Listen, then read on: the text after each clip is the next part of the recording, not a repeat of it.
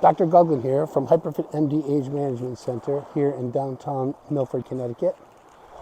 I was watching the news this morning and an ad came on the TV to talk about a supplement that promises to stop hot flashes, but also promises to be hormone free, and I say that in quotes.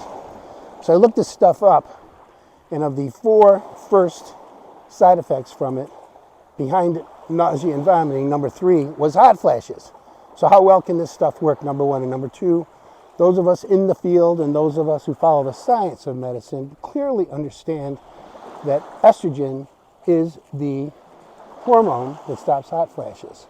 Bioidentical estrogen balanced in a program with bioidentical progesterone. If you want to find out about this stuff, and if you want somebody to help you dispel the myths that surround it, come to our practice and we'll tell you.